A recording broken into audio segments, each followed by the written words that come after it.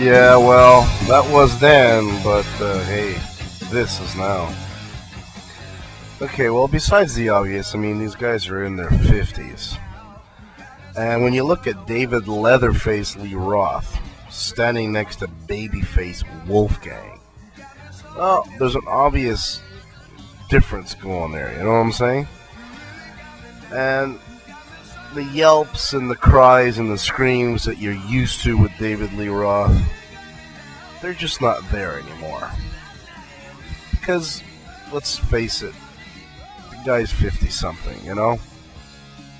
Shit happens. His voice has matured, so it's a different range and a tone to the songs. Now, Eddie Van Halen, guitar god, of course.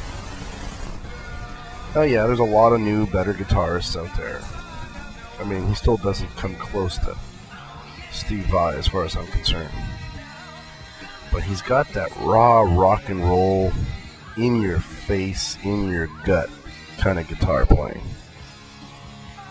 And even though he made a lot of mistakes, the sound was crap, on and off, too loud or really garbled up, his guitar just came through and rang that ancient rock and roll bell nice and clear.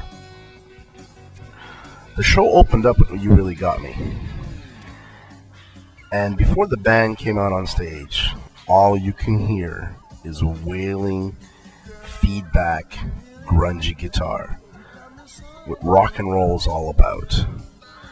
And then from that crazy sound, which just surrounded the whole Bell Center, out comes these 50-plus rockers. Well, minus one 16-year-old. And they kicked ass. They really did. They kicked ass. They came out running around. Eddie Van Halen could still, like, you know, bop all over the stage with his guitar. David Lee Roth, he was a little slower than he was in the past, but he still managed to kick out a good rock show. Look, the drumming was superb. I mean, this guy blew me away. Tight, crisp, loud. It's all lower arm wrist shots. No big wailing hands in the air to get an effect. This guy just played like a pro. He did a drum solo that lasted about 10 minutes. That was, you know, reminiscent of Moby Dick and any other classic drum solo. So that was really cool. After the first 3 or 4 songs, David Lee Roth started to kick in better. Because at the beginning he seemed a little nervous, not nervous, but kind of rough around the edges. It started to settle in, and he started to be more comfortable. Joking around with Eddie was kind of cool. The guitar solo, which is what we're used to known as Eruption, which becomes a whole bunch of other things, barely is Eruption anymore, was awesome. Eddie Van Halen just rules when he just sits there and plays and just lets himself go into his guitar. It was a solid show. Pretty much 2 hours of non-stop rock. It's just kicking and kicking and kicking. The highlights of the show, I would have to say, would be the loose jams in amongst some of the songs where they would play some classics.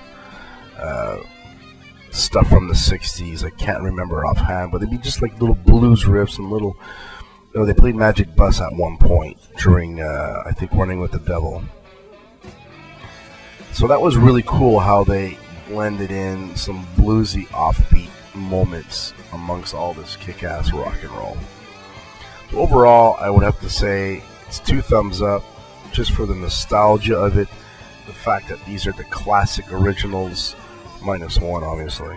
I think Anthony was too happy to find out on the web that he wasn't going to be on the tour, being replaced by a 16-year-old babyface kid. It was kind of cool. I mean, when you think about it, who wouldn't want to go rocking with his dad on stage on a world tour? And being a dad, who wouldn't want their kid to come rocking on the stage in a world tour? So, you know, there's a lot to be said about that. You know, and there was some moments where he actually walked up and kissed his son on the cheek, which was kind of weird. Like, you had to know he was his son to like let that settle in properly. Cause it's kind of strange, but he played a really cool bass solo at one point. It was really freaky and, you know, a little grungy psychedelic. It was kind of cool. Did a few interactions, him and his dad, you know, on stage, like guitar solo, bass riffs and stuff like that. It was cool.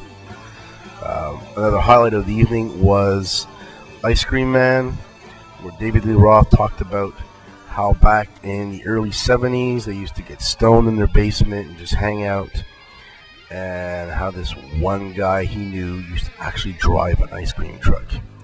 And when he was done on the weekends, like on a Friday night, and his parents were out for the weekend, he would back that truck up into the yard, empty all the ice cream out of it, fill it up with beer, and then they'd have parties where the band would play, and people play a buck ahead, and they'd go in there and rock all night. So that was a pretty cool story.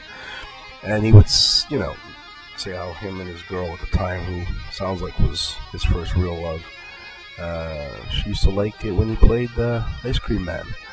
So, and then he went into that by himself for a while, and then the band kicked in, like the good old heavy version comes in, you know. So yeah, overall, good show. You know, sound could have been better.